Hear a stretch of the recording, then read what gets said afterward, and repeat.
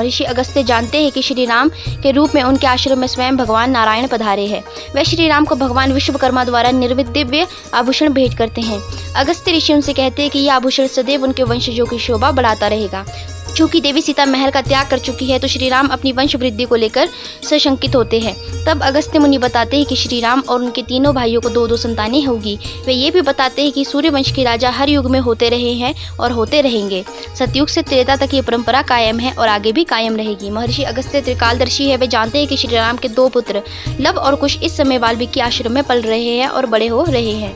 Love कुश महर्षि वाल्मीकि की देखरेख में बड़े हो रहे हैं। माता सीता भी उनमें अच्छे संस्कार डालती है। महर्षि वाल्मीकि लव कुश को मानसिक और शारीरिक रूप से शक्तिशाली बनाना चाहते हैं। इसके लिए उन्हें शिलाजीत व अन्य औषधियों की आवश्यकता है। वे इन्हें प्राप्त करने के लिए अपने शिष्य सत्यमित्र को हिमालय पर्वत पर भेजते हैं।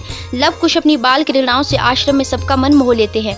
माता सीता बहुत छोटी आयु में ही लव कुश के हाथों में धनुष बाण पकड़ा देती है। उनके कुछ बड़ा होने पर स्वयं महर्षि वाल्मीकि उन्हें धनुर्विद्या का अभ्यास कराते हैं। वे उनसे वायु की गति से बाण चलाने को कहते हैं। लव कुश गुरुदेव द्वारा दी गई शिक्षा के बारे में माता सीता को बताते हैं। दोनों बालक ये भी कहते हैं कि भगवान इन दिनों स्वर्ग से धरती पर आए हुए हैं और अयोध्या के राजा राम के रूप में वास कर रहे हैं। माता सीता चौंकती हैं। बालक ये भी कहते हैं कि गुरुदेव ने भगवान की कथा रामायण लिख दी है और वह उन्हें संगीत के साथ कहना सिखाएंगे। इसके बाद देवी सीता लव कुश को लकड़ियां लाने अपने साथ वन में ले जाती हैं। वे बालकों को सिखाती हैं कि वृक्षों में भी जीवन होता है, इसलिए हरे भरे वृक्ष नहीं काटने चाहिए, केवल सूखी लकड़ियां ही एकत्र करनी चाहिए। इस तरह लव कुश प्रकृति संरक्षण की सीख प्राप्त करते हैं। माता सीता व लव कुश वन से लकड़ियां काट कर लाते हैं। वस्तुतः देवी सीता अपने बालकों को कठिन जीवन जीने की आदत डाल रही हैं। इन दिनों लव कुश नदी किनारे एक वृक्ष के नीचे संध्या वंदन करने जाते हैं। वहां एक नागराज का वास भी है। महर्षि वाल्मीकि के मन में कुछ आशंका उपजती है। वे अपने शिष्य श्रीधर को भेजकर नागराज को कहलाते हैं कि वे अपने रहने का स्थान बदल दे।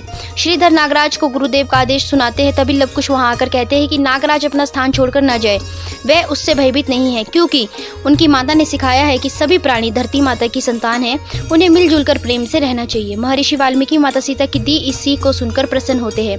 वाल्मीकि छोटी छोटी वीणाएं बनवाते हैं और लव कुश को संगीत की शिक्षा देना प्रारंभ करते हैं। वे उनका उपनयन संस्कार भी करते हैं। उधर श्री राम की हर रात बेचैनी में कटती है। ये विधाता की मर्जी है कि एक पिता वात्सल्य के आनंद से वंचित रह जाता है। महर्षि वाल्मीकि लव कुश को रामायण कंठस्थ कराते हैं और उन्हें वीणा के साथ गाने में निपुण बनाते हैं। पूरी रामायण के गायन में सबसे भावुक प्रसंग अयोध्या की प्रजा द्वारा माता सीता पर लगाए गए मिथ्या लांछन और श्री राम द्वारा सीता पर परित्याग का था। स्वयं महर्षि वाल्मीकि भी लव कुश के मुख से इस प्रसंग का गायन सुनकर मुग्ध हो गए। लव कुश जानना चाहते हैं कि माता सीता परित्याग के बाद राम कथा में क्या होता है। गुरुदेव कहते हैं कि समय आने पर वे उन्हें ये बता देंगे। दोनों बालक ये नहीं जानते हैं कि जिन माता सीता और श्री राम की वे गाथा गा रहे हैं वे स्वयं उनके माता पिता है।